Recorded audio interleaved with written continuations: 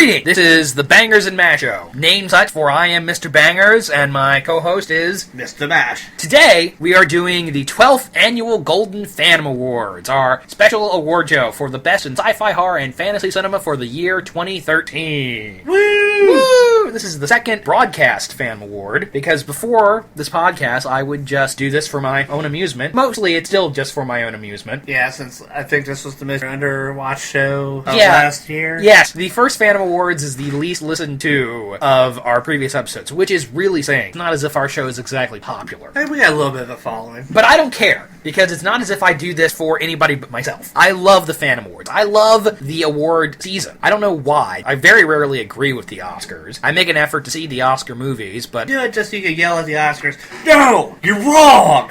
I feel like that's part of it. I enjoy the pageantry and arbitrarily declaring that one film is superior to the other. I enjoy that so much that I made my own award show. Was there ever a time where you wanted to take the Oscar that a person was holding and beat them to death with it? Yes, that happens about once a year. Meryl Streep winning Best Actress over Michelle Williams for fucking the Margaret Thatcher movie. That was a right parade of bullshit. Tom Hooper winning Best Director for The King's Speech. That was garbage. Sandra Bullock winning for The Blind Side. That was baloney. Anyway, but we're not here to talk about any of that. I made my own award show. Horror and science fiction and fantasy films are mostly what I watch. I decided to gear it towards that. With that in mind, let's get on with it. What's our first category, Mr. Mash? Best Actor! Best Actor. Now, you want our first nominee in the category of Best Actor is Henry Cavill for Man of Steel. I thought he was a good choice for Superman. He's not the perfect choice, maybe, for Clark Kent, but Superman, he's definitely... Well, Man of Steel was certainly a divisive film this year. Yeah, I mean, a lot of people had a lot of troubles with it. It's an unconventional take on the traditional Superman story, but I thought Henry Cavill was pretty good. He definitely looked like Superman. A lot of people have bitched about the ending, and I'm not saying it was a flawless film. We've already talked quite a bit about this movie, so yeah. I enjoyed him as Superman. I thought he was a good choice. I liked him enough to nominate him. Next nominee in the Best Actor category is Ken Marino for Bad Milo. Now, you haven't seen Bad Milo. No. But you should see it. The film is about a man who has a demon that lives up his butt. Whenever he's upset about something, the demon comes out of his butt and kills the person that made him upset in the first place. That's a pretty ridiculous premise. But they play it for a lot of amusing subtext. This is a man who can't handle stress well in his life. He's anxious because his wife is pregnant, and the fact that he anally gives birth to a demon every night is a male equivalent of pregnancy, I think. Ken Marino is the guy who stars in the film, and he is very, very funny. Very deadpan. Part of the reasons why the film works so well. And he sells a weird amount of genuine pathos. The way he relates to Milo ends up being weirdly heartfelt for a movie about a guy who has a demon that lives up his butt. Fair enough. Our next contestant, if you will, or nominee, would be Simon Pegg for The World's End. I really like Simon Pegg in The World's End. Yeah, usually Frost is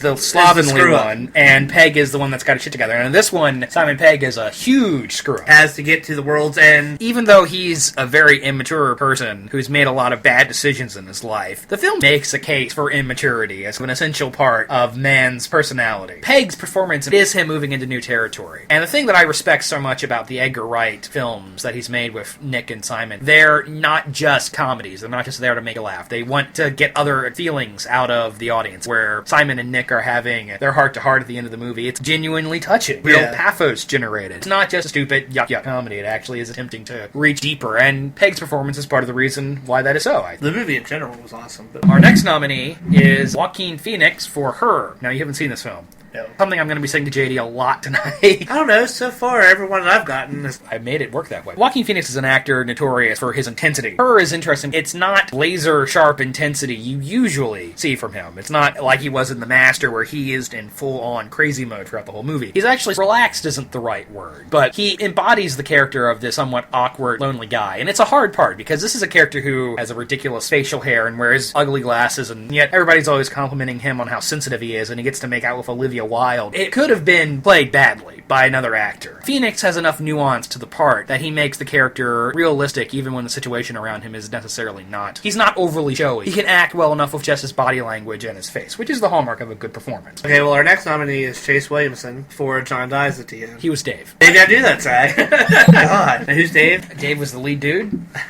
Not John, the other one. I was sarcasm. The Wayne to his Garf. Or maybe Dave is Garf. I did see this one. I really liked how Williamson Williamson was able to portray coming into his ability of being able to see his demons and shit. He portrayed it like it actually happened to him. Sometimes that's really hard to get that out of a performance. Well, he is the straight man to John's wackier side. Frequently, I find the straight man is the funnier of the two. Even though he's the straight emotion, the slow, drab, monotone, well, not really monotone. Fits well with the ridiculous shit that happens to him through the course of this film. Frequently, it's easy to be the guy who hams it up and yucks it up, but the straight man is the harder of that comedic duo. And our last nominee in the category of Best Actor is Elijah Wood for Maniac. And we've talked a little bit about this. I really like how Elijah Wood has reinvented himself as a leading man in the horror and thriller genre. I've mentioned before how the film is shot mostly through a first-person perspective, so you don't see a lot of Elijah himself. He mostly acts with his voice. Really pulls it off. Even though Frank Zito is this horrific human being who's murdering women and scalping them, nailing the scalps to mannequins and talking to the mannequins as if they're people, and has these Freudian psychosexual fantasies about his prostitute mother. Even though he's obviously a very disturbed individual, the film is still sympathetic towards him. It acknowledges that he's still a very flawed human being. It's got that hardened soul to it that I think elevates it, and I appreciate that, because I am a demented serial killer who murders people. So, who's opening the envelope? Me. The nominees for Best Actor are Henry Cavill for Man of Steel, Ken Marino for Bad Milo, Simon Pegg for The World's End, Joaquin Phoenix for Her, Chase Williamson for John Dies at the End, Elijah Wood for Maniac, and the winner is... Get a drum roll, please. No. How do you open the damn thing? There's tape there. I know. Did I tell you about this shit last time? Yes, and it amused me. Oh, you're actually using the scissors this year. Last year you refused to use the scissors. And the winner is... Elijah Wood for Maniac.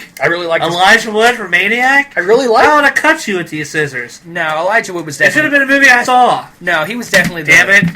I will accept the Phantom for Mr. Wood. I'm sure you would. Uh-oh. Moving on. Next category. Alright, our first nominee for Wait, Best Supporting Actor. Okay, I was going to say, don't rush into the list of nominees without telling people what category it is. For all this could be Best Janitor. First nominee for Best Supporting Actor is Clancy Brown from Hellbenders. We're a fan of Mr. Brown here at the Bangers and Mash show. He was a great Lex Luthor. The villain in one of my favorite movies, Highlander, and he's incredible in that. And in case you all didn't know, he was also the sheriff on the first episode of Sleepy Hollow. Come on, man, you're leaving me hanging. They probably knew that. Now, Hellbenders is a fun horror comedy indie about the Catholic Church keeps a secret sect of damned priest on hand. Priests that intentionally, willfully sin. When they're exorcising a demon from somebody's body, if they can't get the demon to be expelled, they will take the demon into themselves and kill themselves to guarantee a one-shot trip to hell. Which is a pretty interesting concept, and it's handled well, and Clancy Brown plays the elder leader of the group. He engages in some gleeful vulgarity in this film. Just the string of profanity that comes out of his mouth is absolutely delightful. Absolutely delightful. Just to give you an idea of dry, ridiculous humor in this film, he'll go into a room and point at somebody and say, "What the hell are you doing? Sodomize him! You're behind on your sins!" Or there's a scene where he's talking to one of the other priests in a church, and they're discussing the plot, and the camera pulls back, and you slowly realize that Clancy Brown is taking a shit in the church. You shouldn't shit in church.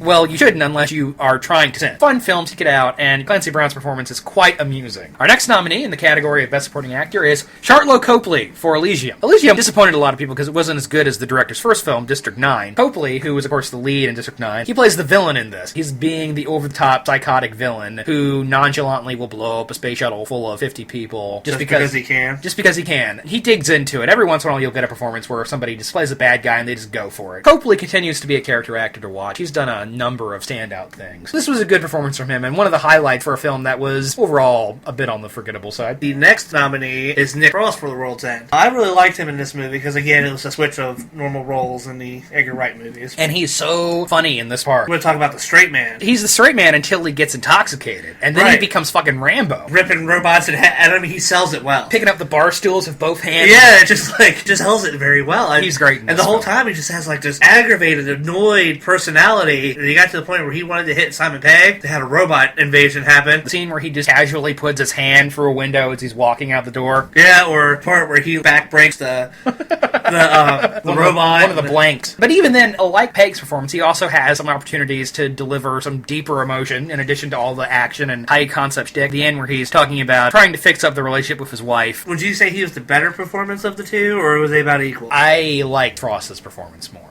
Yeah, see, me too. The next nominee for Best Supporting Actor is Harvey Keitel for The Congress. Now, The Congress is a movie we'll talk about in a little more detail later on, and it's a very strange film. It's a very interesting film. It's a very conceptually complex film. Keitel's part is pretty small. He's only in about the first half an hour of a 2-hour movie. The premise of the film is that in the near future, Hollywood will no longer hire actors. They will instead buy a right to the actor's likeness, digitally download it into a computer, and just use a digital construct of that person instead of an actual actor. Which seems pretty plausible. Well, I mean, look what Disney did with Tron Legacy. Exactly. The lead actress in the film is Robin Wright, who plays herself, and Harvey Keitel plays her agent. And there's one scene in particular. She is inside of this giant dome where they're scanning her likeness. The point of the scene is that she has to play every possible emotion on her face. Her agent, Harvey Keitel, tells the story about how he first became an agent, how when he was in high school there was a kid who was born with a tail, and everybody made fun of this kid with a tail, and he said, hey, if you ask for that, if you give me $5, I'll show you my tail, you'll make a lot of money. Throughout the story, he gets her to laugh, and he gets her to cry, and he gets her to feel sad for others and sad for herself. It has to be a good actor to pull that off. If you had somebody telling the story and it wasn't a convincing performance, the audience wouldn't believe that you would get this reaction out of her. But because it's Harvey Keitel, who's a great actor, he has no problem telling this story that has that effect on the viewer. And it's a small part of the film, but it's definitely one of the most memorable, defining moments of the year in cinema for me. That's why Harvey Keitel is nominated for this small role. The next nominee is Rob Myers for John Dies at the End. We've already talked a bit about this movie. Is that Rob Mays? Rob Mays. My bad. Rob Mays, people. As in, I'm amazed that I screwed that up. Now, we've already talked about how Dave's role is the straight man in this, but John is the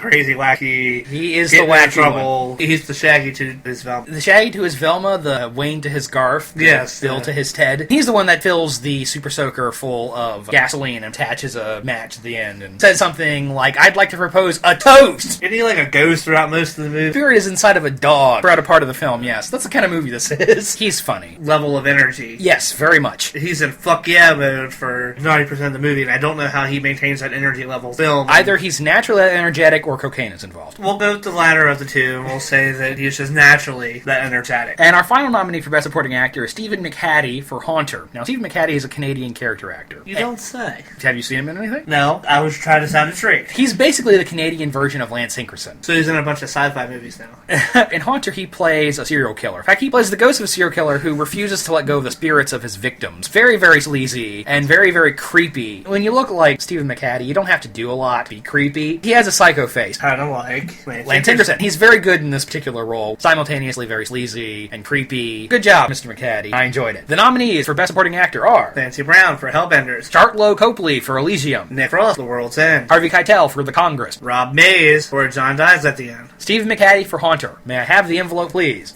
Let's see if I can get this fucker open. And you can't rip the paper. Try not to.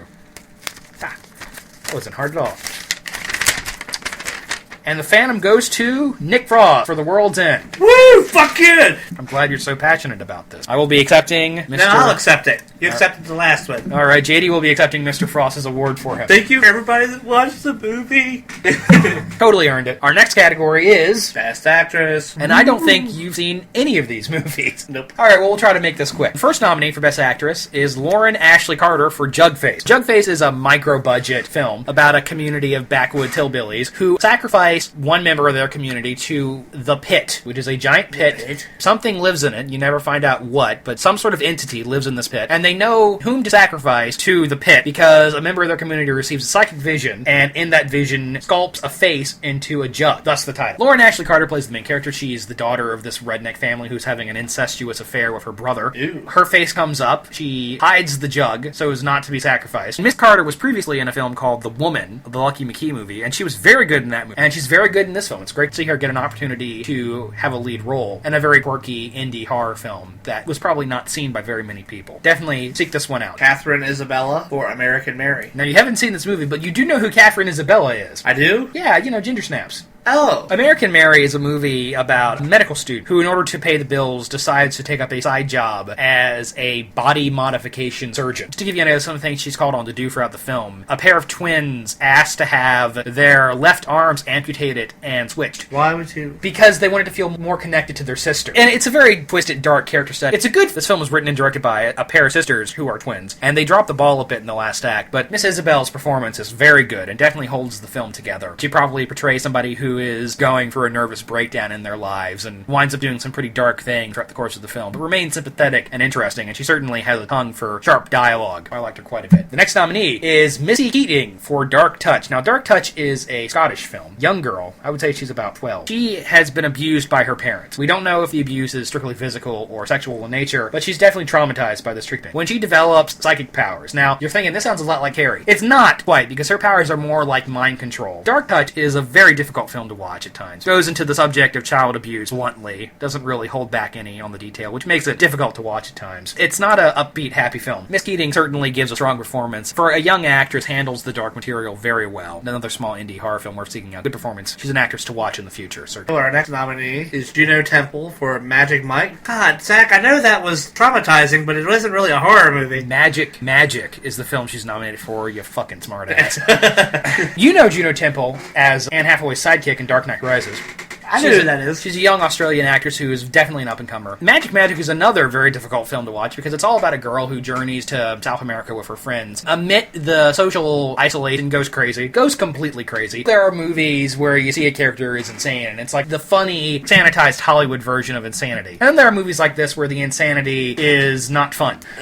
Where it's very bracing the way it's handled. Temple really runs the emotional gamut in this film. It's a good performance. This is another performance where you feel a lot of sympathy for this female character. It's a strong female-led horror film. The next nominee is Sharlto Vincent from You're Next. Now, have you had a chance to see You're Next yet? No. You should check it out. It starts out as if it's a typical home invasion slasher film. But the twist here is that the final girl does not wait until the last act to start kicking ass. Her father was a crazy survivalist. She is 100% prepared for the situation that follows. Oh, wow. And as the film begins, it plays these horror cliches somewhat straight, to the point where it's a little irritating. And then as the film goes on, it starts to subvert these twists, and by the end, it's almost a full-on parody. Sharlto Vincent is an Australian actress. She is really entertaining to watch in this film. It's very satisfying to watch her turn the tide on these group of killers and start to kick ass before it's over. So this is a fun one. I think Miss Vincent is going to have a future in the horror genre. The next nominee is Mia Wasikowska. Mia butchered her last name. Stoker. Probably best known for Alice in Wonderland, the Tim Burton film. Okay. And in Stoker, she plays youngest daughter of a very strange family. In fact, Stoker was a movie I loved. What if the Addams family were real? It's kind of the setup here. Strange, isolated family. Her uncle's a serial killer, and her mother is emotionally distant and borderline abusive. Her father just passed away. Her character, India, whether or not she's going to decide to be good or evil, kind of what it's about. The characters in her life present these choices. Watch her come into her own as a human being. It's basically a very dark, twisted coming-of-age story. I love this film. It was probably my favorite film of 2013. Wasikowska's performance is very good. We absolutely loved this performance and this film. The nominees for Best Actress are Lauren Ashley Carter for Jugface, Catherine Isabella for American Mary, Missy Keating for Dark Touch, Juno Temple for Magic, Sharlto Vincent for You're Next, Mia Wasikowska for Stoker.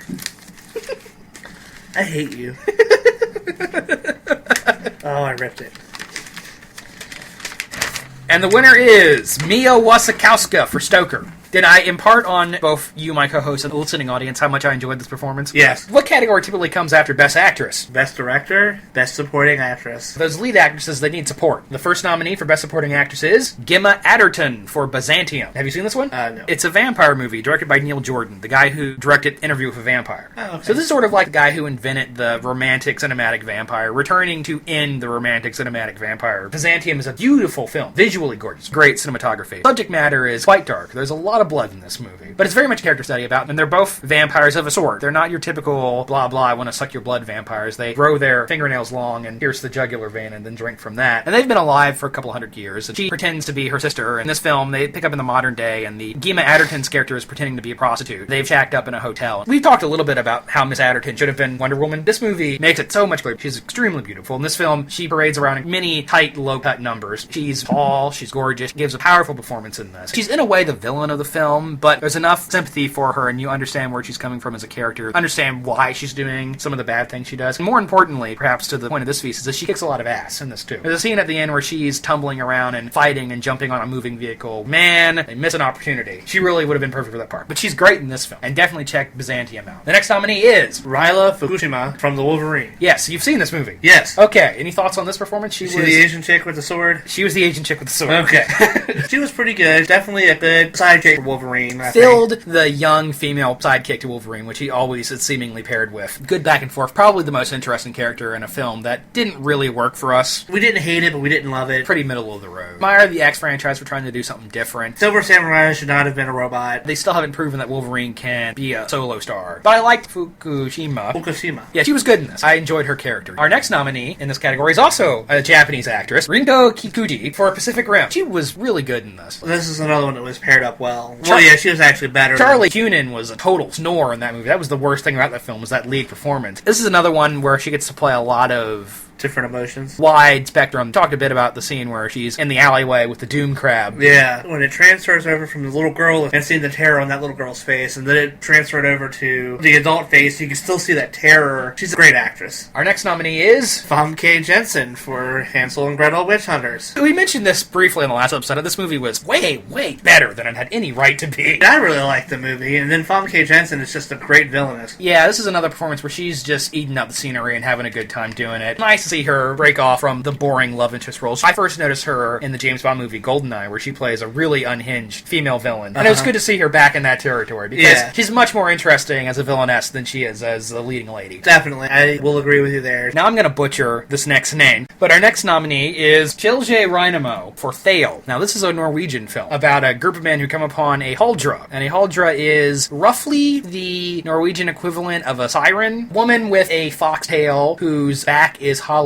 like a law. The main premise of Thale is that this young huldra was abducted as a child and raised by this man to be his sex slave, basically. The man who was taking care of her has passed away, and she's torn between the human world and the world of spirits. Really interesting film. Appropriately mysterious for the subject matter. This performance from this actress as the huldra is very good, because she doesn't do a lot of big acting. It's very subtle. I don't even know if she has any dialogue in the film. Mostly with her face and her presence. I'm intrigued to seek out more of this actress has done. I'm not sure if she's done a lot of other work. If you haven't seen Thale, check it out. It's subtitled. If you're interested in weird, obscure mythology like I am, this is one that will definitely intrigue you. And our final nominee for Best Supporting Actress is Caroline Williams for Hatchet 3. Now, do you know who Caroline Williams is? Sounds familiar. She was Stretch in Texas Chainsaw Massacre 2. That's why she's on there. The Hatchet films are basically cartoon, pop slasher comedies, and this one wasn't that different. As is typical, they cast a lot of horror veterans in small roles. Sid Haig's in this one, Zach Galligan's in this one, and of course Kane Hodder plays the monster. Miss Williams is probably the highlight for me in this film. She plays a parapsychologist who's determined to exorcise the spirit of Victor Crowley once and for all. Caroline Williams is definitely an underrated actress. She hasn't had an opportunity to do a lot of things that show off her ability, but I've always liked her. I've always thought she was talented and likable and really interesting. And this is a good showcase for what she can do. Not just a screaming final girl in this. She gets to do some stuff that's maybe outside of what you'd expect from her. So I don't know if Hatchet 3 is worth seeing, but she gives a good performance. I liked her in this one. The nominees for Best Supporting Actress are Gemma Arterton for Byzantium, Ryla Fukushima for The Wolverine, Rinko Kikuchi, there we go,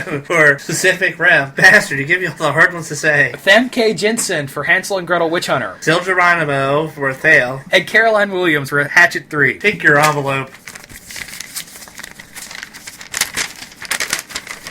And the winner is Gemma Arterton for Byzantium. Woo! Go Gemma!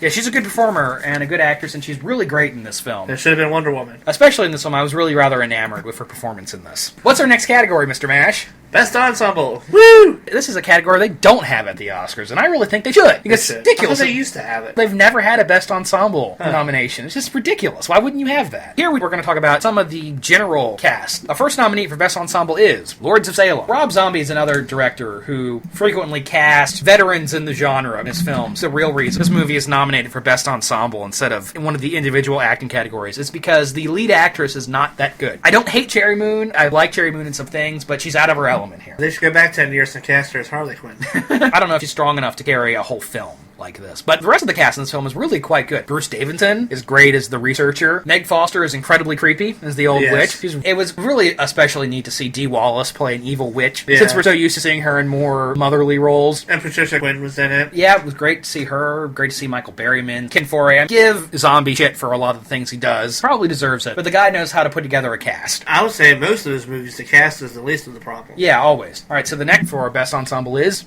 Oz, the Great and Powerful. This movie did a good job of assembling a trio of really strong actresses for the various supporting roles. All the witches were great. Milo Kunis. Surprisingly, a great Wicked Witch of the West, I thought. Yeah, Michelle Williams is the Glinda role. Yeah, Rachel Weisz. Rachel Weisz is the overt villain of the piece. Wicked Witch of the East, apparently. Great prequel. Yeah, it's a shame it stars James Franco. That's really the problem with it, is James Franco. At least we forget that Bruce Campbell is in the movie, briefly. Can't have a Sam Raimi movie without Bruce. The next nominee for Best Ensemble is Star Trek Into Darkness. Maybe the second most divisive summer blockbuster of the year after Man of Steel. Not well received. I refuse to see it because there's only one con, and that's Ricardo Montalban. Benedict Cumberbatch, or Benedict Hunter Bitch, as we've taken to calling him, honestly isn't bad in the part. In fact, he's a pretty decent villain. The problem with the movie is not that he's Khan. The problem with the movie is that the character is Han. There's really no reason for Khan to be in the movie. It's as if they said, hey, what's the most recognizable Star Trek villain? And decided to stick him in there. I have some problems with the film. The cast isn't one of them. The first movie, one of the things that made it work was the strong rapport between the actors. Chris Pine, and especially Zachary Quinto and Carl Urban. Simon Pegg again in this. Hey, who plays Dottie? That's Simon Pegg. Doctor. Who plays it? That's Carl Urban. Wasn't he also in Red? Wasn't he like the Yes, agent? he was in Red. Okay, you know what other movie he was in? Lord of the Rings? No. You know what other movie he was in? What other movie was he in? Because this will blow your mind. Okay, what? Chronicles of Riddick. Yeah, he was in that. Thing I especially like about Star Trek Into Darkness, Keter Weller as the secondary villain. A lot of fun to see him in a strong part like that. Say what you will about this one, but the cast was good. Our next nominee for Best Ensemble is... This Is the End. Which is notable because the actors are playing themselves. This is actually surprisingly a good movie. We've already talked a little bit about how good it is, but it was great to see Michael Cera playing the fictionalized version of Michael Cera as this sex-ridden maniac. It was just great. All of the actors were able to make fun of themselves. Emma Watson made fun of herself. Hermione wrecked our shit. Hermione just stole all of our shit. You can tell these guys are friends in real life. And they have that natural back and forth. And yeah, this movie does have some great celebrity cameos. Jason Segel talking about How I Met Your Mom. Well, you know, my sitcom wife opens the fridge and says, "Where's the cake?" And I enter the room and there's cake on my face. You know, it's a good job, whatever. This was notable for that. Good one. Next nominee for Best Ensemble is Thor, The Dark World. I really enjoyed this movie. Very entertaining. Probably one of the strongest movies we've seen all year. In this genre. Really liked the film, but altogether it was a bit on the forgettable side. Can't diss the cast any for that, because Marvel continues to assemble great casts for their films. Yeah. This is the third time Chris Hemsworth and Natalie Portman and Tom Hiddleston have stepped into these roles. Kat Dennings is hilarious. Yeah. Colin Skarsgård is surprisingly funny in this. I really love the chemistry between Natalie Portman and Chris Hemsworth. They have a real firecracker chemistry that I really love. Hiddleston as Loki is hugely popular on the internet and among the fangirls. Yeah, but I mean, he kind of stole the show a little bit. He continues to. Little touches. It was great to hear those actors playing back and forth with that Whedon-esque dialogue. And you can tell what dialogue is Josh Whedon's in this movie. Especially like anything between Thor and Loki. Anything between Thor and Loki. Now, the final nominee, Best Ensemble Cast is... We Are What We Are. We Are What We Are is a film from a filmmaker named Jim Mickle. And it's a remake of I believe it's a Spanish film. I wasn't a big fan of the original film. Went into this remake with somewhat reserved expectations. And ended up liking this movie immensely. This is one of my top horror films of the year. About a family living in a mountainous region. And at first they just seem to be a somewhat dysfunctional family. And as the movie goes on, you realize that they're cannibals. Oh, snap. They are cannibals. And it would appear that the cannibalistic ritual imbues them with some sort of magical ability. It's kept very vague. There's some wonderful performances in the film from the trio of actresses playing the daughters, especially Julia Garner, Amber Childsler as the two lead daughters, Rose and Iris. All the daughters are named after flowers, you'll notice. Oh, really? Both really good, really carry the film, and the daughters are subtly undermining the authority of the father, played by Bill Sage, and he is pretty intimidating in this part. And of course, Michael Parks, great character actor. Usually Michael Parks is confined to small roles, and this actually has a pretty substantial part. Really good film, We Are. Definitely a strong horror film. The nominees for Best Ensemble are Lords of Salem, Oz, the Great and Powerful, Star Trek Into Darkness, This Is the End, Thor, The Dark World. We Are What We Are. Having some fun there, buddy. I am. Is it your turn to open the envelope? It is my turn to open the envelope. You know, last year you refused to use the scissors. Yeah, well, we're on time crunch. And the winner for Best Movie I Ensemble liked. is We Are What We Are. This is why you should let me have a say in this. That would ruin the surprise, Mr. Mash. Our next category is Best Director. The nominees for Best Director are Alfonso Cuarón for Gravity. Now, this is a film where the direction really is the star, because I'm not a fan of Sandra Bullock, and I believe we've already discussed that a little bit on this episode. Not on this episode. Every movement of the camera is very deliberate, very elaborate, and engineered to generate maximum suspense. The real star of Gravity is cinematographer cinematography and the way the camera is handled. Really impressive, the long shots, the way the camera spins around the characters, goes into the spacesuit, back out of the spacesuit, goes from a wide shot to a close shot. If you're watching this film, you're really thinking to yourself, how did they pull this off? The real answer to that question is probably with lots of CGI, and I don't know if this movie would have even been possible a few years earlier. I don't really have to go on about how great Carry On's direction is in this film, because all the mainstream critics have talked about it. The next nominee is Guillermo del Toro for Pacific Rim. Del Toro is the nerd filmmaker. Definitely. He said, hey guys, I'm making a movie about giant robots versus giant monsters, and damn if he didn't deliver. He's a fan making films for the fans. I think I talked about it a little bit when we talked about this film earlier in the year, where a character is walking through a series of walls as they're opening up, and each of the walls are filled with creatures floating in jars of green embryonic fluid, and it's like, man, that is the most Guillermo del Toro shot ever. The next nominee, I'm gonna butcher this name, is Frank Calhoun for Maniac. I've already talked about how the film is shot in the first-person perspective, so the direction is very stylish, though to a lesser degree than Gravity. This is a rather elaborately shot film. Very impressed with the way the camera moves in this one. Calhoun is a friend of Alexandre Aja. You can tell they both share a strength for visual panache. The next nominee is Neil Jordan for Byzantium. We've already talked about this movie and how it looks pretty. I haven't seen this movie, but I want to. I think you'd like this one. All of Neil Jordan's films are just gorgeous. He really knows how to make shit pretty. If it's at least half as pretty as Interview with the Vampire was. It's at least half as pretty. Probably more so because it's set on the lovely Irish coast. Neil Jordan knows what he's doing. He's been doing this for a long time. He knows his shit. Next nominee is Chan-wook Park for Stoker. Chan-wook Park earned a lot of critical acclaim for his films he made in Korea, like Sympathy for Mr. Vengeance, Old Boy. This was his English language debut. He really knows how to make a film look interesting. Choice of angles and the quick editing, the use of images in this film are really striking. His movies are handsome. The reason that he's nominated is because his direction informs the themes of the film. The way it's shot represents the frantic mindset of the characters. And the final nominee for Best Director is Edgar Wright for The World's End. The thing I really admire about Edgar Wright's direction, he directs comedies and the direction itself is funny. This is a guy who knows the purpose of the jump cut. Yes. When the characters in the film first enter a bar, and it does a quick cut to a tap being pulled, a glass filling full of beer, does that again, the sound is loud, and the close-up is extreme, and then it cuts to a guy filling a glass of water. And the movie is full of stuff like that. In all of his movies. Yeah, no, that's his style. He does that in all of his movies. That's just the way he works. It's rare that you see a comedy that the direction's funny, too. The visual presentation of the film adds to the amusement. The lens flares that make sense. He possibly had more lens flares in that movie than J.J. Abrams has in any of his. No, not that many. But they make sense. They're not just put there to be put there. The robots have the blue blood. That looked cool. The blue blood splashing everywhere was a very nice effect. It looks like it actually is happening in real life. He has a way to create that speed and intensity without overdoing it. It's never shaky or distracting. Yeah. It doesn't call too much attention to itself, but it puts you in the action. The nominees for Best Director are Alfonso Cuarón for Gravity, Guillermo del Toro for Pacific Rim, Frank Calhoun for Maniac, Neil Jordan for Byzantium, Chan-wook Park for Stoker, and you're right for This Is the World, or World's End. The World's End. Jesus. Wrong end of the world movie, man. Yes. Hand me the envelope. Ain't nobody got time for you to open it like that. How the hell you got them damn girly nails? And the award goes to Alfonso Cuarón for Gravity. I debated this. Odds are good that he might actually win an Oscar for this. At the end of the day, I just couldn't deny what an astonishing technical achievement this film is. Our next category is Best Writing. The nominees are Bad Milo, written by Jacob Vaughn and Benjamin Hayes. I've already talked a little bit about how, interestingly, this film balances tone and how it manages to be an absurd, perverse horror comedy, but at the same time actually saying something rather touching about emotions and the way we relate to our family and even fatherhood. That's a pretty tall order, I think, making a movie about a butt demon that manages to actually say something insightful about the human condition. Next nominee is The Europa Report by Philip Gallant. It's a found footage science fiction thriller about the first expedition to Europa, one of the moons of Jupiter. Found footage is overdone, but this film handles it in a way that actually makes a bit of sense, and it has some interesting science fiction ideas present in the screenplay. This is an example of smart sci-fi, which there isn't enough of. Most science fiction films are actually action movies, or using the sci-fi concept as a metaphor for something else, but this is some good, hard sci-fi. What would it be similar to for those of us that haven't seen it? In a similar vein to 2001, A Space Odyssey, it's that kind of science fiction. Okay. The next nominee is Her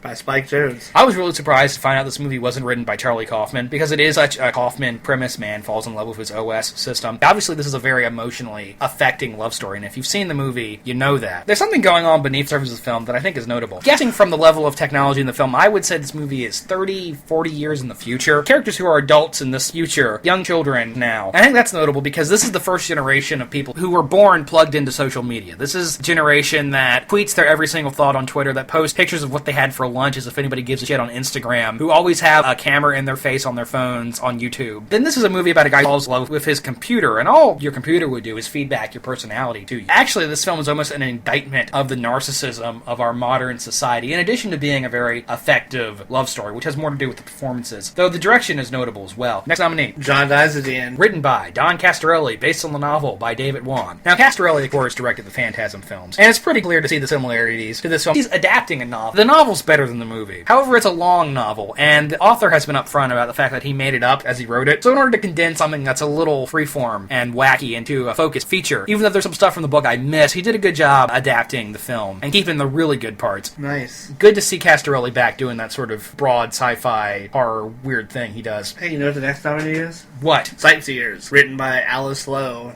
and Steve Oram. It's about a couple on their honeymoon who accidentally murder somebody and continue murdering people who just annoy them. It's a very dry comedy. It's a British film, and the humor is so dry you almost aren't sure you're supposed to laugh. The way it's pulled off is actually quite funny, and this is a movie that really prospers from rewatch, because it's a film that gets consecutively funnier every time you watch it. And there's some small, very amusing exchanges in the dialogue. And the last nominee is... We Are What We Are, written by Nick D'Amici and Jim Mickle, based on the script by Jorge Michael Grau. As I said earlier, this is an adaptation of a film that I wasn't particularly impressed with, but the remake does a really good job of balancing the needs of the story and juggling about 3 different storylines in a way that never confuses the audience. It's easy to follow, and I especially like the payoff to the story and how it resolves itself. Should we review the nominees? Nah. Alright. Gotta use my manly scissors to open this, maybe. Can't even open it with the damn scissors. Shit. Phantom Award for Best Writing goes to... Her by Spike Jonze. He's jonesing for her.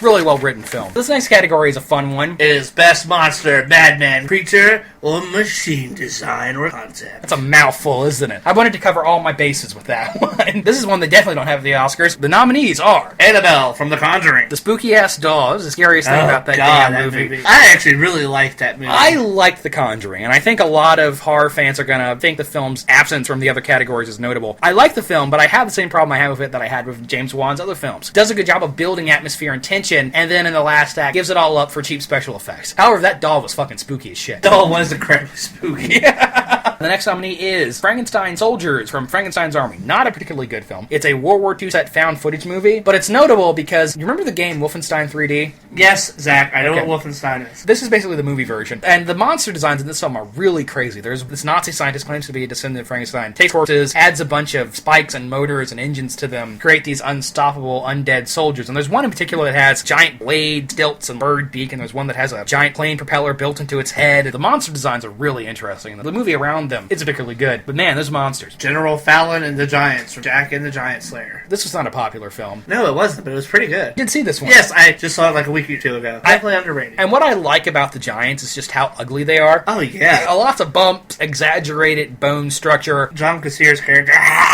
Yeah, he's just this drooling head. Settles the argument of, does John Cassier have any dignity left? No. Well, we knew that when he did the Tales from the Christmas album. He just does not care. I thought the Giants were cool in this one. Really thought they were fun to look at. Next nominee is the Kaijus from Pacific Rim. Just awesome. Nods to other... Oh, so many. The Knifehead Kaiju is obviously inspired by a monster from the Gamera series. Yeah, and Leatherback is actually Godzilla. The literal Godzilla. The water gorilla. I think we've already talked about that. Go back and listen to our Pacific Rim episode. It's Nerd Vomit number 4, where we just talk about how much we love the monsters in this movie. Really creative designs and really establishes a sense of scale to them. Milo from Bad Milo. Now, I haven't seen this one, so you'll have to... But for an ass monster, he's adorable.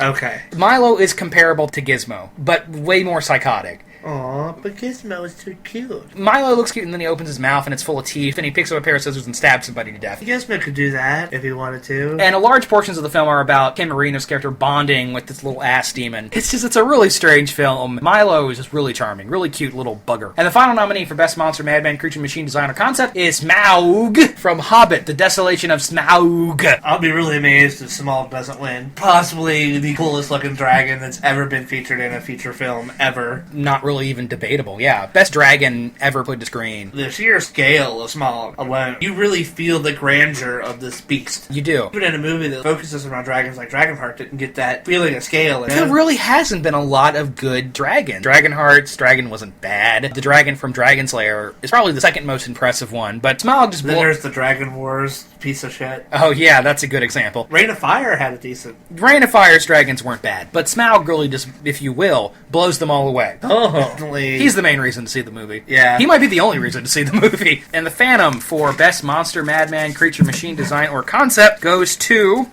I don't need no scissors. I ain't afraid of no ghosts. Okay. The Kaijus from Pacific Rim. This was a hard choice. I was very impressed with Smaug, but at the end of the day, I had to go with my heart. And I just love the fucking monsters in Pacific Rim more. They just have a lot of character, and they're great designs. I can agree with, even though you have 12 different kaiju... There are a bunch in this film. You have like 12 different kaiju in one film, but each of them has their own personality. And it should be apparent on the show that we love monsters. Each of the kaiju were designed as if they could be played by somebody in a suit, which was a nice touch. We're gonna be brief with these next two categories, because last year, when we talked about Best Music and Best Original Song, I uploaded segments from each song into the episode, and subsequently YouTube blocked the episode because of copyright, and I had to go out and edit the songs out. So you're just gonna have to look this shit up on your own. Very quickly, Best Use of Music. Black Rock. Small independent film, basically Deliverance with a cast of women. Starts out bad, gets a lot better as it goes on. The music is really impressive in this film. Very interesting, folksy score that moves into a more orchestral area as it goes on. Notable score. Burbian Sound Studio is a movie all about sound design, and since we don't have a sound design category here at the Phantoms, this is the next best thing, which isn't to say the music in the film isn't good. This is a movie about a sound technician working on a low-budget, gory Italian horror film, and slowly losing his mind in the process. It wasn't a great film, and I think I would have enjoyed movie within the movie that they're making way more, but the snippets of music you did get from the fake Italian horror movie are so genuine. It sounds like the music you hear in gory 70s Italian movies. Iron Man 3. Which is a movie we didn't really like. No. But the score was awesome. Yes. The main theme that plays over the credits, very rock and roll, goes into almost a surf rock organ at one point. Great music in Iron Man 3. The score in Maniac, I think I've talked about it a little bit. Pure 80s synth. Oh my god, it's gorgeous. Sleazy, crunchy, grindhouse, pure 80s synth. Italian disco dance beat. Oh man, I love the music in this movie. I guess that tells us which one won. And the music in Stoker is very evocative, piano-driven, and the music in the film actually drives the story forward. The two female characters, Mia Wachowski and Nicole Kidman, her mother, relate to the Uncle Charlie character by learning to play the piano with him. The music actually plays a role in the film. Goes along with the visuals, very nice. And you'll notice this category is not Best Music. It's Best Use of Music. The final nominee, World's End, used music very well throughout its runtime, and that's another trademark of Edgar Wright. He has a Tarantino-esque skill for picking soundtrack. Really drives the film. Okay, hand me the envelope, fucker. Hey, I get to open this one. Alright, open your own damn envelope. Called it. Phantom Award for Best Use of Music goes to Maniac. Look up the score, man. It is just, oh, so good. Moving in that direction, Best Original Song. Can you believe we have a Best Original Song category? No. The first nominee, Let It Go from Frozen. Good song, right? Which one's that? That's the one where she's building the castle as she sings. Oh, yeah. That's the breakaway pop number from this. It's all over YouTube, people doing their own covers of this. Really, really popular. Good song. Best song in the movie. Let me just go down this list. I don't feel like elaborating because YouTube isn't going to allow us to play these. I might as well just put links to the songs in the episode description. Let It Go from Frozen, The Moon Song from Her, Garden's Heart from How I Live Now, Juno from Maniac, Oblivion from Oblivion, and Drift from Pacific Rim. Look the fucking songs up since I can't play them for you. And the winner is Juno for Maniac. Look it up. This is a fun category we've come to. Worst picture? Worst picture, Wow. or The Golden Ed Wood? The Golden Ed Wood. Even though I said at the beginning of the episode that this is the best in sci-fi, fantasy, and horror for 2013, gotta give the worst pictures their due. Just looking at the list, I can tell you which one won. Well, let's just go down the nominees, shall we? The first nomination for worst picture is... A Haunted House, which I kind of like. Really? I do. One of these days I'm going to write a parody of found footage horror movies, and I'm going to call it Put the Damn Camera Down, because I feel like there's room for that, but this is just typical sophomoric Wayans Brothers shenanigans. Oh, it's terrible. But it's still better than from Scary Movie 3 down. Oh, that's a low bar to clear. It is what Scary Movie 3 should have been. The next nominee for Worst Picture is Come Out and Play. This is a remake of a Spanish film called Who Can Kill a Child? Almost a shot-for-shot remake. Except the director ups the gore, makes the sound design obnoxious, and throws in some unearned pretensions at the end. Also, it's like the Carrie remake. No, not even that good. Oh. Go rent the original. Why do people do shot-for-shot remakes? That shit's stupid. Next nominee for Worst Picture is... Dracula 3D, which I have not seen. Oh. I have not seen any of these except for A Haunted House. I love Dario Argento. The Mighty Have Fallen. I even actually sort of liked this one. It's fun in its ridiculousness. This is the one where Dracula turns into a giant praying mantis. The special effects are just so incredible bad. Really, really terrible CGI. And the acting is either sleepy, as in Rutger Hauer's case, and Thomas Kretschmann, who plays Dracula. So incredibly flat. Well, Rutger Hauer should have played Dracula. Aja Argento is a good actress, but she gives terrible performances in her dad's films. I don't know what it is. But she just seems so uncomfortable in all of his movies. Maybe it's because he always makes her get naked. You think? Yeah, Dracula 3D was bad. Next nominee for Worst Picture is... No One Lives. This was a good concept. A bunch of criminals abduct a family, and one of the members of the family turns out to be a professional hitman super killer. Proceeds to off them in various absurd, wacky ways. Cool premise, but badly... So it's like Taken. Sort of like a horror version of Taken, but badly executed. It appears to be a serious horror film, but then in the middle, a pair of the female characters have this outrageous cat fight. What's the tone here? Is this meant to be a comedy? Is this meant to be a horror film? There are no likable characters in the film at all. This one was bad. That's why No One Lives. Next nominee for Worst Picture is... Sharknado. Next nominee for Worst Picture is... Upside Down. Which has one of the most ridiculous premises I've seen in recent history. The idea is that there is another planet floating above Earth. Because of the gravity between the two, it's as if there's an upside-down world ahead of us. And then this incredibly overwrought, ridiculous love story between Kristen Dunst and some asshole starts one of the most outright silly films I've seen in recent history. So Sharknado is the winner, right? Hand me the envelope, please. Is it your turn to open the envelope? envelope? It is my turn to open an envelope. It still doesn't want to open, damn it. Yeah! Sharknado is the winner. Or how do you... Normally I wouldn't nominate this film because it was a television film. However, Sci-Fi Channel gave it a brief theatrical run, forcing me to acknowledge it. That's their fault. I don't understand the appeal of the Asylum movies. They're not fun because they're just so incredibly lazy. They're not amusing. There's no so bad it's good factor earned with it because nobody was trying. The people in this film knew it was a piece of shit and they didn't care. And moreover, it's incredibly boring. Half the film are people driving around in cars. Ooh, I despise everything that studio stands for and am angered by people's ironic amusement from it. No, it's not funny, you fucking baby. Moving on. Before we get to our final award tonight, let's talk about some of our special awards. First off is the Lifetime Achievement Award. Who is the recipient of the Lifetime Achievement Phantom Award this year, JD? Angus Scrimm. He's an iconic figure in the horror genre. He was the tall man, he also was Radu's dad, and... Never lose an opportunity to mention subspecies, do you, JD? No, I do not. Great thing about Angus Scrimm is that even though he frequently plays villains, he seems like a really, really nice guy in real life. He was also in an episode of, not Dark Angel, but the Jennifer Garner ripoff of Alias? He was on Alias? Yes. I didn't know that. He was like a psychiatric examiner or some shit like that, or lie detector guy. But Angus Scrimm is one of those presents we always appreciate showing up in low-budget horror films. He's more than won his due as an iconic present. You're in the Phantom Awards Hall of Fame now, Miss Grimm, and I'm sure you appreciate it. The next honorary award tonight is the Rising Talent Award. This is where I single out a up-and-coming filmmaker, actor, writer, etc., who is one to watch and that I think will do great things in the future. This year, the recipient is Chad Crawford Hinkle, the writer-director of Jugface, which we've already talked about. Really interesting film. And it's not quite a great film, but I think his next movie is going to be great. This guy shows a lot of creativity and talent, and he created a premise that isn't quite like anybody else, and he manages to create a fully formed world out of overbaked hillbilly cliches, making them fresh again, over the course of the film's brief 80-minute runtime. And finally, the Special Visual Achievement Award is the award I give every year to the movie that is just so damn pretty it blows my mind, or presents me with visuals that I've never seen before. And I mentioned The Congress earlier, but I didn't talk about what made this movie so visually spectacular. The film is partially animated. After Robin Wright sells her likeness to the studio, it moves into the future where everybody takes an interactive hallucinogen that sends out hormones that causes it to interact with everybody else's hallucinations. So the world is sharing a mass hallucination. That's when the movie moves into animation. Some of the visuals in this film are like nothing else you've seen before. Definitely check that out if you want some mind-blowing visuals. Now, the final award of the evening, the most important Phantom. The coup de grace. The coup de grace. The Phantom Award for Best Picture. Our nominees are Gravity. Good movie. Her. Good movie. Man of Steel. Pretty good movie. Pacific Rim. Awesome movie. Great movie. Stoker. Great movie. And The World's End. Awesome movie. Awesome movie. I don't know if it was a great year for film. It seemed like the movies that were good were especially good. Yes. Crown. Take the fucking envelope. Man, you are just pushing it tonight, buddy. I'm sorry. And the Phantom Award for Best Sci-Fi, Horror, or Fantasy Film goes to...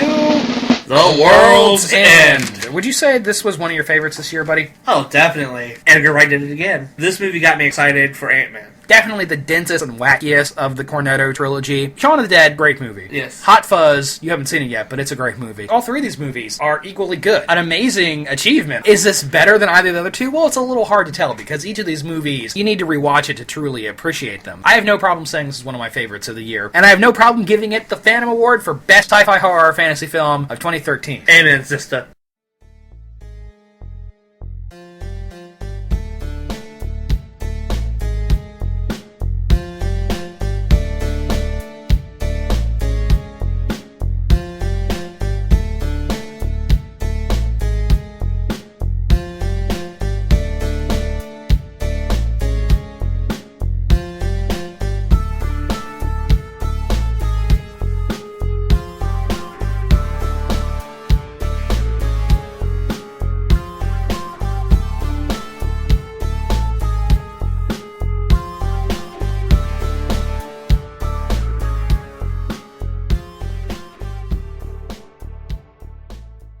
Now that we've put 2013 to rest, do you want to discuss briefly some of the sci-fi horror fantasy films you're looking forward to this year? Godzilla. We've talked a little bit about Godzilla already. It's not my top genre film of the year. I'm actually, Lucky McKee, director of May and The Woman, both films I love, has a new movie coming out this year. All Cheerleaders Die, really excited for that. But Godzilla is definitely the popcorn film to look forward to this year. Captain America Winter Soldier. The trailer for that is really surprisingly gritty. I hope Hydra's in this one. I hope they bring Hydra back. I think they're going to. I don't know how they could do Winter Soldier without Hydra. What about Guardians of the Galaxy? Of course I'm excited for that. I'm intrigued by this one. We've said before how this might be Marvel's first bomb, and it very well might be. What I'm really excited for this movie is that it's going to be weird. Two of the main characters are a talking raccoon and an anthropomorphic tree. James Gunn directed Slither and Super, both of which are films I love, and I'm really intrigued to see what he's going to do with a big budget. Will he make something that is palatable to mainstream taste? I don't know. I don't care. I think at the end we're going to get an endearingly weird movie, though, and I'm excited for that. Days of Future Past, is that this year? That's this year. My main concern about Days of Future Past is that it's going to have so many characters in it. Overall, I think this might be the X-Men movie we've been waiting for. We like First Class a lot. First Class was good. And this one has Sentinels in it. Finally! Fucking Sentinels. How long have we been waiting for Sentinels in an X-Men movie? Since they started. So it's good to see that. Glad a lot of the key cast are returning. Pretty much all the key cast is returning. Except for Famke. Phoenix is kind of dead at this point. Yeah, but the Phoenix chick is that she comes back from the dead. Then it would become a movie about the Phoenix's resurrection and not about the time travel. Besides that, they're saving the Phoenix's resurrection for Apocalypse. What about Amazing Spider-Man 2? What are your thoughts on that? It has the same problem that Days of Future Past is going to have. Lots of characters. For a movie nobody asked for, the first Amazing Spider-Man was pretty entertaining. A sequel free of the origin story baggage could really cut loose and be fun and interesting. Now this film has the additional baggage that Sony wants the Amazing Spider-Man series to be their own Avengers. So now they're packing it full of as many characters as possible, which is disappointing. The only interesting thing I see is... Rhino's a robot? Well, no, I really hate that. Silver Samurai was prime example of why you shouldn't fucking do that. The thing I'm kind of excited about that is supposedly they're leading towards a Sinister Six movie. How are they going to be the main characters? And I'm really interested to see where they go with that. Or it will be terrible. What about Dawn of the Planet of the Apes? You looking forward to that? I liked Rise. It was pretty good. It was a really time for This one is going to be more post-apocalyptic. I feel like Apes got to be set in the future. You notice that Dawn and Rise mean almost the same thing. What about Dracula Untold, Universal's big-budget Dracula reboot starring Luke Evans? I'll watch it still, but I don't know. This doesn't come out till October, so we still haven't seen any posters or trailers or stills or anything, but I'm real apprehensive, because the Wolfman remake had the same problem, where it should have been a smaller film, and instead Universal tried to turn it into a big-budget blockbuster. The only thing we have to go on right now is Luke Evans as Dracula. What do you think of that? I mean, it could work. He's yet to prove himself to be a particularly interesting actor. This year, The Hobbit ends. Thank God. And that'll be the last Lord of the Rings movie ever. No, they'll dig out some other obscure piece of Tolkien. The only thing they got left is the Silmarillion, which cannot be adapted into a film because it's so incredibly boring. I'm looking forward to There and Back Again just so we can fucking see it in. Finally. Should have been one movie. Maybe two, but never three. Ugh. What about the Brett Ratner Hercules movie? Brett Ratner ruined the X-Men. This has come up before, but... Last Stand is entertaining, but it is not the X-Men 3 that we were supposed to get. Yeah, but what about The Rock as Hercules? That could be fun. We haven't seen him in sword and sandals mode since the Scorpion King. I was going to say, I got 2 words for you. I liked the Scorpion King. It was stupid as hell, but it was enjoyable. Well, that it was. We'll see. It'll probably be terrible. Jupiter Ascending, the new film from the Wachowskis. Interstellar, Christopher Nolan's Wormhole movie. Maggie, Arnold Schwarzenegger vs. Zombies. The RoboCop remake, which I'm not looking forward to. The Michael Bay Teenage Mutant Ninja Turtles, Which I'm on the fence about. I'm not looking forward to it. Transformers Age of Extinction. Even though it has Dinobots in it, there's no way they're going to get me to see that movie in the theater. No way. But what if the trailers look really awesome? Nope. Fooled me once, shame on you. Fooled me twice, ain't gonna get fooled again, Michael Beck. You know that line actually goes, fool me once, shame on you. Fool me twice, shame on me. We might be discussing some of these films again come this time in 2014, assuming an asteroid doesn't hit us or we don't kill each other on a murder-suicide pact. Or we decide to keep Nerd Vomit dead. That was the year that was, and this has been the Bangers and Mash Show. Hope you enjoyed the Phantom Awards. If you disagree with our choices, you can email the show at bangersandmash88@yahoo.com. Talking to you, Lloyd. We have a Facebook group. Talking to you, Petey. You can like us on Facebook, leave comments about the show on Facebook if you want to, leave comments on the YouTube feed if you so choose to. If you have anything to say about the Phantom Awards, let us know. We're always looking for feedback. Okay, Mr. Mash, let's boo-boo. Alright, let's boo-boo.